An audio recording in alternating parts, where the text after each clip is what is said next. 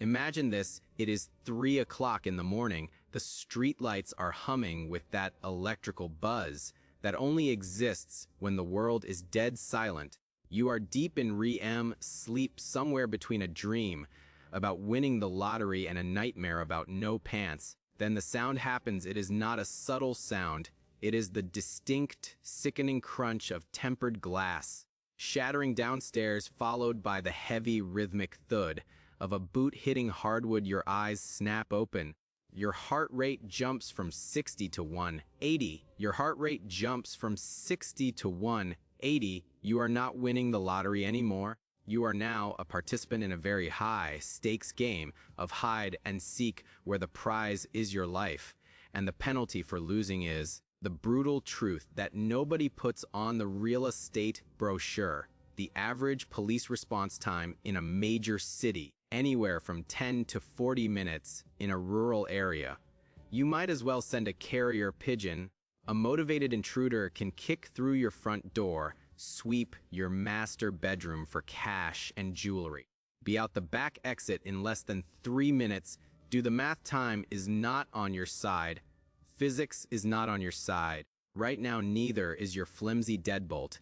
But here is the good news: most burglars are not ninjas, not highly trained operatives from a spy movie scaling your walls with laser cutters. They are usually nervous, opportunistic, and looking for the easiest possible target. They are predators, and predators hate working hard for a meal. If you want to survive a home invasion, the best strategy is to make sure it never happens. You don't need a moat filled with alligators or a computer-controlled turret on the roof.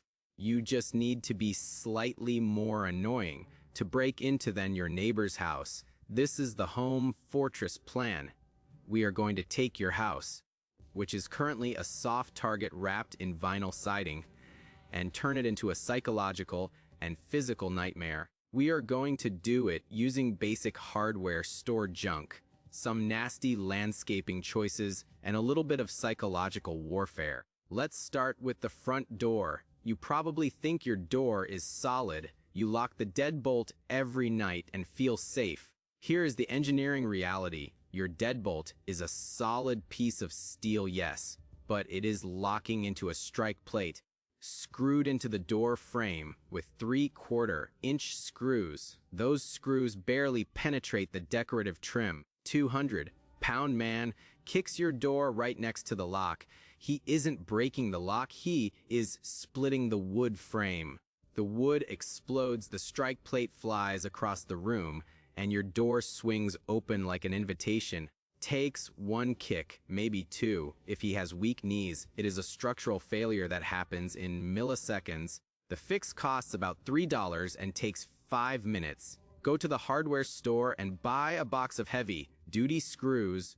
Take out those tiny, pathetic screws holding your strike plate, throw them in the trash where they belong, drive the long screws in. These will go through the trim and bite deep into the actual stud. Now, when someone kicks your door, they aren't kicking against a piece of pine trim. They are kicking against the structural skeleton of your entire house. The force required to break that door down went from angry teenager to tactical battering ram. A burglar kicks the door, and instead of flying open, it hurts his foot. He kicks it again. Nothing happens now. He is making noise. He is wasting time. He is limping. And most importantly, he is starting to panic. Is the goal we want him to look at your door and decide it is too much work? Now, let's talk about the windows. Windows are the eyes of the house. In a survival situation, they are giant holes. A brick, a crowbar, or a wrapped fist goes right through them. Once the glass is gone, they just climb in. You can't brick up your windows unless you want to live in a bunker. You can change the physics of the glass. You need security film. This is a thick, clear layer of polyester that bonds to the glass. Works like the windshield of your car. When someone smashes a window with security film, it doesn't shatter into a million pieces and fall away. It breaks, but it holds together in a spiderweb pattern. It stays in the frame. To get through it, The intruder has to bash it repeatedly, tatally tearing at the plastic, cutting their hands, and making a massive amount of noise. It turns a silent 3-second entry into a loud 2-minute ordeal. Remember, burglars hate two things. Security film gives them too much of both. They hit the window, and it bounces back at them. They usually assume you have some high-tech glass and move on to an easier target. We need to discuss the psychology of the casing phase. Before anyone breaks, and they usually look, they walk by, they check for signs of life. They check for signs of danger. You need to win the battle before the war starts. This brings us to the big dog bluff. You don't actually need a dog. Dogs are expensive, they eat a lot, and sometimes they sleep through burglaries anyway. You just need the threat of a dog. Go to a thrift store and buy the biggest, most worn-out pair of men's work boots you can find, size 13, muddy, beat up. Leave them right outside your front door. Why? Because criminals are profiling you. If they see a pair of giant boots, subconsciously assume there is a giant man attached to them inside. Now add a large dog bowl next to the boots. Maybe a heavy chain leash draped over the porch railing. You are building a narrative. The narrative says, go away. If you want to get really creative, get a beware of dogs sign, but not a generic one from the store. Get one that looks custom or specific, like warning, specificity breeds fear. Generic signs look like decoration. Specific signs look like liability warnings. Let's move to the perimeter. Your landscaping is either your first line of defense or the enemy's best friend. Most people plant nice soft bushes under their windows because they look pretty. You are effectively giving the burglar a comfortable place to crouch while he prays. Open your window. Stop doing that. We want defensive botany. Plant holly bushes, barberry, or thorny roses under your ground floor windows. These plants are nature's razor wire. If a burglar wants to hide in your bushes, he is going to get shred at it. Makes the process painful. It rips their clothes, it collects DNA evidence, and it makes them curse, which is noise. Burglar wants to fight a thorny bush in the dark. It creates a physical denial area around your entry points. While we are out in the yard, let's talk about lighting.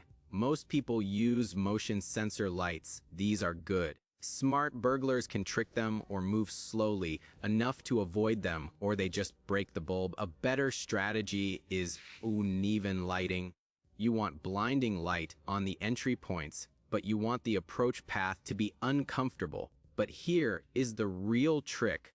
Put a border of crunchy, loud gravel around your house foundation, especially under windows. You cannot walk quietly on gravel. The acoustic alarm system of the ancient world. If someone is creeping around your windows at night, crunch, crunch, crunch will give them away instantly. It destroys their stealth. A silent approach becomes a percussion concert. Let's assume the worst happens. They got past the gravel, they ignored the boots, and they managed to pry a window open. Are inside, what is the first thing they do? They go to the master bedroom. That is where the jewelry box is. Where the cash is, that is where the gun safe is. Every burglar knows this, so use it against them. You need a oni pot. A honey pot is a decoy. Buy a cheap fireproof document box or a small safe that looks semi-serious. Put it in the master bedroom closet right on the shelf at eye level. Inside, put $40 in small bills. Maybe some fake costume jewelry that looks shiny, and worthless papers. Lock it. When the burglar finds this, he thinks he hit the jackpot. He grabs the box and leaves. He doesn't keep tearing your house apart, looking for the real stash, which is hidden behind the false air vent. Another psychological trick is the ghost occupant. You leave the house. Don't leave it perfectly silent and dark. That is the sign of an empty target. Leave a radio on. Tune to a talk station, not music. Talk radio. From outside, the low rumble of voices sounds like a conversation. Makes a burglar hesitate. Is someone home? There are even devices you can buy that simulate a TV, projecting random blue and white lights onto your curtains, making it look like someone is binge watching a series. It creates the illusion of presence.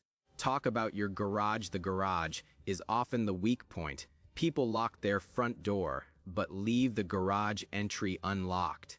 They leave the garage door opener clipped to the visor of their car parked in the driveway. If a thief breaks your car window and grabs the remote, they can close the garage door behind them and take their sweet time breaking in with your own tools.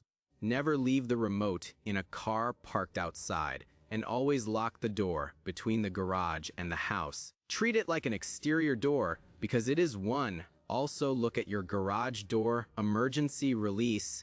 A burglar can shove a coat hanger through the top. Hook that cord, pull it, and disengage the motor. The door slides right open. It takes 6 seconds. The fix: cut the cord loop off. Use a zip tie to lock the latch mechanism. You are trading convenience for security, but in a world where systems fail, convenience gets you killed. Finally, consider the concept of hardening. You don't need to make your house impenetrable. That is impossible. You aren't fighting professionals. You are fighting junkies. You are fighting the path of least resistance. When a predator looks at a herd of gazelles, they don't chase the fastest, strongest one. They chase the limp. Your goal is to be the strong gazelle. When the burglar walks up to your house, he should have a moment of clarity where he says, "This is too much trouble." He will turn around, go to the house next door where the door is cardboard. Stay safe, stay paranoid, and keep your doors locked.